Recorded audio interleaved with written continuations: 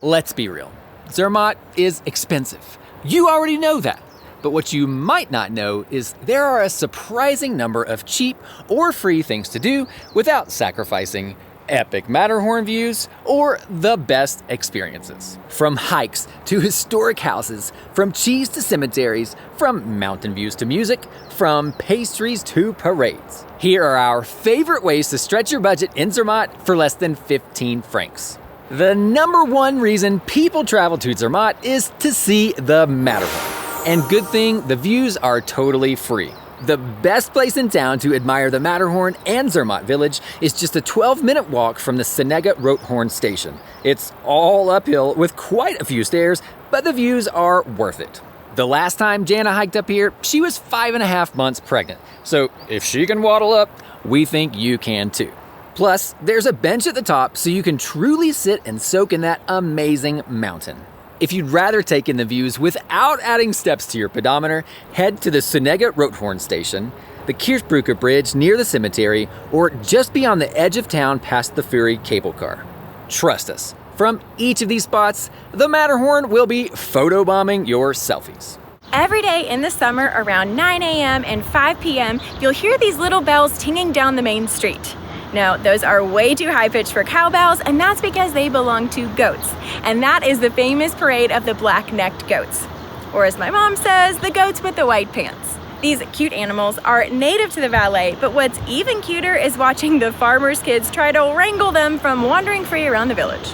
It's surprisingly tricky to find live traditional Swiss music unless it's National Day or a Schwingfest or a cheese festival.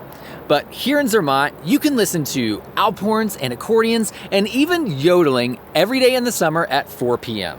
They're usually in the square right in front of the train station, but we've heard their music from a few other places in town as well. Did you know that Zermatt is such a well-known area because of the first ascent of the Matterhorn in 1865? Before then, it was just this remote farming village. But since then, tourism has exploded for hikers and skiers and spa lovers, for families and foodies. But really, all of this development goes back to the origins of alpinism. First, learn more about how Zermatt went from an untouched farming village to a top-notch tourist region in the small but really well-done Matterhorn Museum. We thought it was neat to see the snap rope from the first perilous ascent and to touch a rock from the top of the Matterhorn too. Then pop next door to the hiker cemetery just behind the church.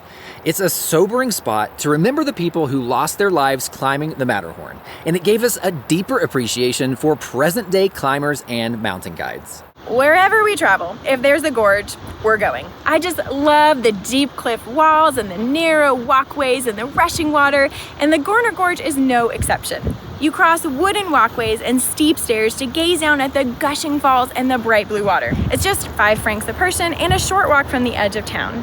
And if you're up for the walk, this pairs perfectly with time exploring Platten, Zumsee, and Furi. You know what's just above the Gorge? A dramatic suspension bridge. Steel cables dangle this 100-meter-long bridge 90 meters over the gorge below. We had no fear, gently swaying, and actually spent about 10 minutes here snapping pictures of the gorge and Zermatt village in the distance. And just across that suspension bridge is the Glacier Garden, where you can see these interesting potholes left behind from when this area was covered in glaciers. Long story short, when the glaciers melt, the sandy water whirls around the rocks and shapes these smooth potholes. I had never seen these before coming here, and I thought they were so cool, and the info panels were really well done. But what's most interesting to me is that this wasn't even discovered until a local hotel manager stumbled upon them in 1966. And by the way, if you have a fear of heights, you can access the Glacier Garden without having to cross the suspension bridge. If I say, Ricola, what comes to mind? Ricola cough drops, of course. There's a small garden in Blackneck where you can see some of the plants and herbs that make up the secret recipe. Grab a paper from the mailbox and see if you can master the matching game for a chance to win a Ricola prize package. Most cable car rides in Switzerland are not cheap, but the ride from Zermatt to Furi is actually quite affordable at just 12 to 15 francs one way. But if you have our 3-day guide to Zermatt, then you know we highly recommend having the half fare card here, which drops that to just 6 to 750 francs. This ride is already panoramic, but if you're interested in splurging just a bit, you can pay 10 francs extra to ride on top of the cable car. Talk about the best views with the wind in your hair. Hang on, why should you visit Furry? Well, it's where you can go across the suspension bridge, visit the glacier garden, the regular herb garden, visit some amazing restaurants, and even walk back to the village through the Gorge. When you're in Zermatt after dark and look up at the mountain behind the train station, you'll notice a little star lit up on the mountainside, and that is the Edelweiss hut. Lace up your hiking boots for an easy but uphill 45-minute hike to this little hotel restaurant. They serve typical valley dishes, but also have an in-house pastry chef who makes amazing desserts, which you totally deserve after the hike up the mountain. Can you come to Switzerland and not try Swiss cheese? Apparently, Zermatt's last cheese-making dairy closed in 1950 until Horu Käserei reinstated the tradition in 2003. Their cows produce 500 liters of milk per day, which is equivalent to about 2,000 cups of coffee, far more than Brett could enjoy in one day. And you can enjoy their fresh yogurt, butter, cheese, fondue, raclette from their self-service farm fridge in town. Or if you enjoy a good beer, then you'll want to sample a cold one from Zermatt beer.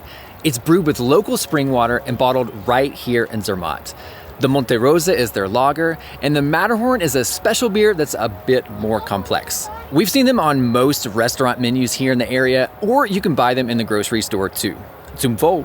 We can't resist trying local pastries when we travel, and this one is no exception. It is a local power snack with apricots that Lucy Walker, the first woman to summit the Matterhorn, apparently ate to keep her energized on the climb. Now, honestly, it just tastes like a hearty apricot fig Newton, but I always like to eat it just because it has such an interesting history. While you're here, you'll probably see these old buildings too. And if you're like us, we wondered why on earth the houses were built on wooden stilts with these giant round rocks in the middle of the columns. Well, it's an ultra practical reason. It's so that the mice couldn't climb up and invade their living space since they can't climb upside down.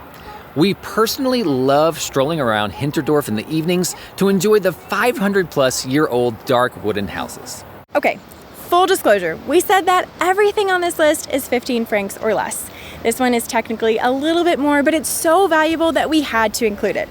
As we mentioned earlier, Zermatt is not necessarily the most budget-friendly destination. However, you can stay overnight here for as little as 20 francs per person per night, including taxes at Zermatt Camping. I mean, even if camping isn't your thing, that is just such an affordable price when you consider that staying overnight here in the summer costs a few hundred francs per night. Since you're watching this video about cheap and free things to do in Zermatt, we're guessing you're planning to splurge on other unforgettable experiences. So click here to see our countdown of the top 10 things to do in Zermatt, or head here to learn how to plan your entire trip without wasting time or money. And as always, we'll see you in Switzerland.